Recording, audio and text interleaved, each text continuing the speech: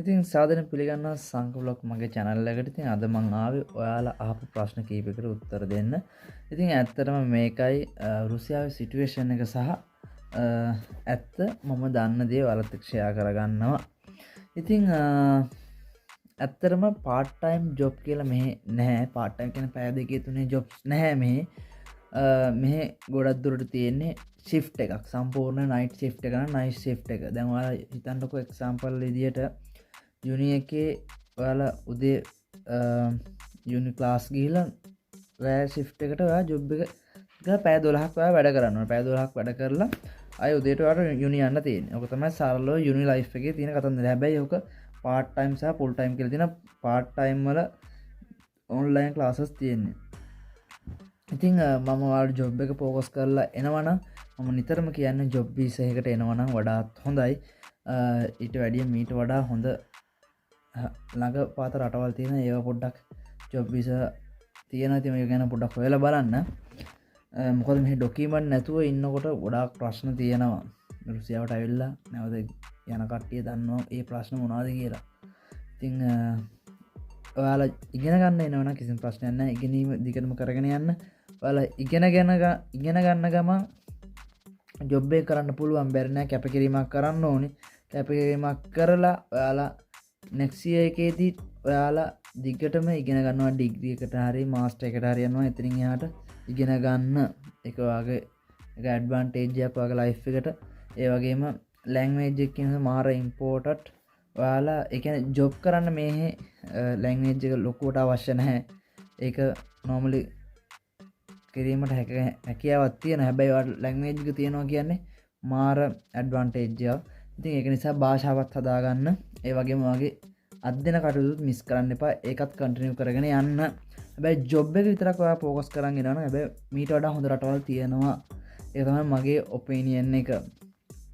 මොකද ඔයාලා මෙහෙ ඇවිල්ලා ජොබ් එකකට විතරක් ආවොත් ඔයාලා ලැන්ග්වේජ් එක මිස් කරනවා. ඔයාලට වීසා ගහ ගන්න බැරි වෙනවා. ඊට පස්සේ අනිවාර්යෙන් ඉයර්ලි මෙහෙ චෙකින් එකක් යනවා. රුසියාව ඉන්න කට්ටිය දන්නවා.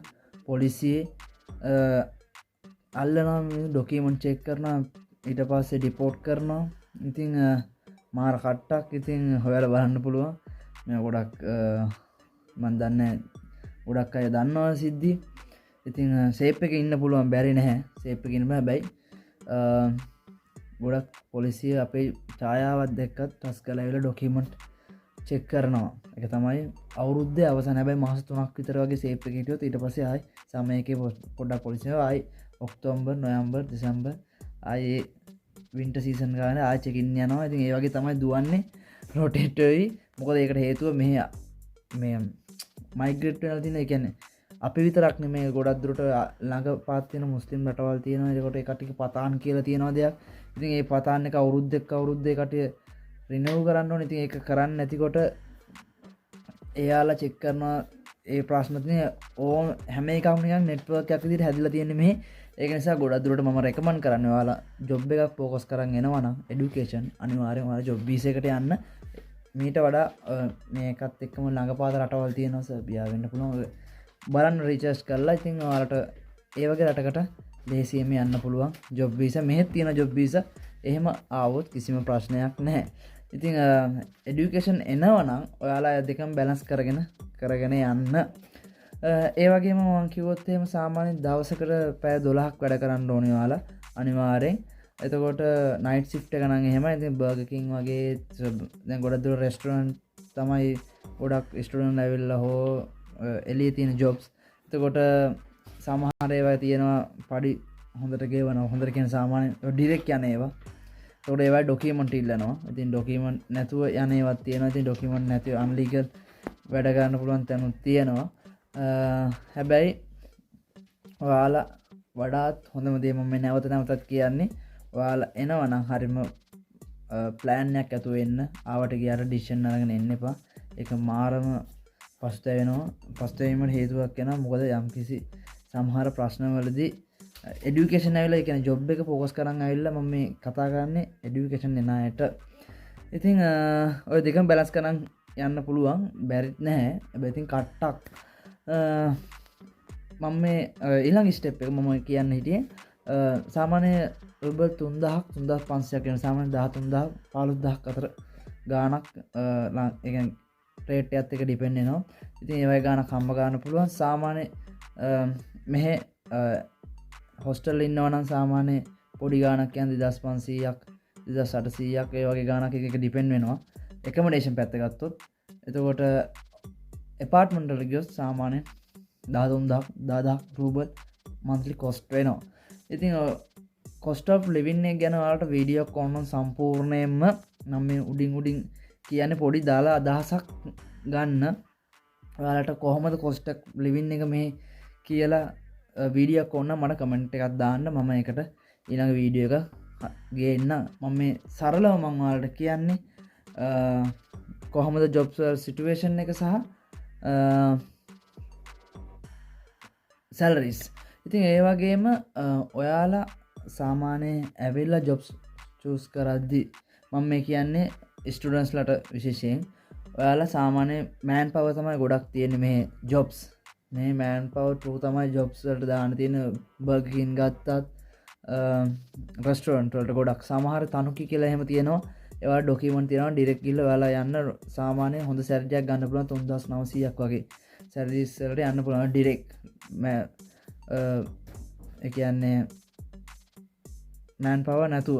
ඉතින් ගොඩක් දුරට බර්ගර් කින් වගේ යනවා නම් අනිවාර්යෙන් මෑන් පවර් ට්‍රූ යන්නේ. අනිවාර්යෙන් ඔයා රෙස්ටොරන්ට් එකක් හෝ ඒවා යම් කිසි තැනක වැඩ කරනවා නම් මෑන් පවර් ට්‍රූ ඔයාලා පොඩ්ඩක් හොයලා බලන්න මේ මෑන් පවර් ආයතනය ඔයාලට සැලරි ගෙවනවද හෝල්ඩ් කරනවද ඒ දේවල් ගැන පොඩි අවබෝධයක් අරගන්න.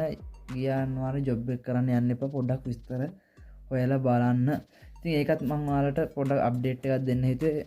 මේව වැදගත් වෙයි කියලා හිතුවා. මොකද මේ දේවල් මට අප්ඩේට් උනේ නැහැ. ඉතින් මම මේ දේවල් අර ඇවිල්ලා එක්ස්පීරියන්ස් වුණාම පස්සේ තමයි මටත් මේවා දැනගන්න ලැබුණේ. ඉතින් ඔයාලා මේවා දැනගෙන එනවා නම් වඩාත් හොඳයි. ඒ වගේම ඉතින් ඔයාලා මේ පොඩි දේවල් ඉතින් ඔන්ලයින් බෑන්කින් අනම්මනම් දේවල් එතකොට මෙහි එයාටෙල් වගේ සිග්නල් වැඩ කරන්නේ. ඉතින් මේ දේවල් පොඩක් නෝට් එක තියාගෙන ඉතින් ගොඩක් දුරට ඩයලොග් වලට එහෙම OTP කෝඩ් එක එනවා. ඒකත් පොඩි අප්ඩේට් එකක් දෙට ඔලුවට දාගන්න. ඉතින් ගොඩක් දුරට ඔයාලා රටකට යනවා නම් අනිවාර්යෙන් ඒ රටේ මොකද්ද කරන්නේ සහ ඒ දේවල් ඉදිරියට ප්ලෑන් එකක් ඇතුව වැඩ කරන්න යන්නම් වාරේ එන්න එපා. ඊට වඩා මම රෙකමන්ඩ් කරන්නේ මේ ජොබ් බීස් එනට වඩා ඔයාලා යුරෝප් පාරේ වෙන රටකට හරි මොකක් හරි ගේමක් ගහලා try කරනවා නම් මේ ඊට වඩා ඇඩ්වාන්ටේජ් එකක් තියෙනවා. ඉතින් මේ ළඟපත රටවලුත් තියෙනවා. මෙහෙත් තියෙනවා ජොබ් වීසා. এডুকেෂන් ඇවිල්ලා පොඩ්ඩක් ණය වෙලා එහෙම එනවනම් ප්‍රශ්න තියෙනවා. ඉතින් මාත් එක්ක ආපු අද වෙද්දී කීප දෙනා ඉන්නේ. මොකද අනිත් අය ඔක්කොම ආපස්සට අවුරුද්දක් විතර වේවා ඊට කලින් ගිය අවස්ථාවක් තියෙනවා. මොකද ට්‍රෆ් එක සමහර කට්ටිය දරා ගන්න බෑ. ඉතින් අර ඒක නිසා එඩියුකේෂන් එනවා කියන මොන රටකට ගියත් කට්ටක් කන්න තියෙනවා. ඉතින් මේ අප්ඩේට් ටික ගෙනාවේ ඉතින් ඔයාලගේ දැනුමට ඔයාලට වැදගත් කියලා හිතලා ඉතින් ඔයාලට සාමාන්‍ය දේවල් දැනගන්න ඕන මට කමෙන්ට් සෙක්ෂන් එකේ මැසේජ් එකක් දාන්න. අනිවාර්යයෙන් මට පුළුවන් ටයිම් එකක් ආපු හැටියට ඔයාලට රිප්ලයි එකක් ගේනවා. ඉතින් මගේ channel එක subscribe කරලා තියාගන්න. එහෙනම් දිගටම ඉන්න හැමෝටම ජය වේවා.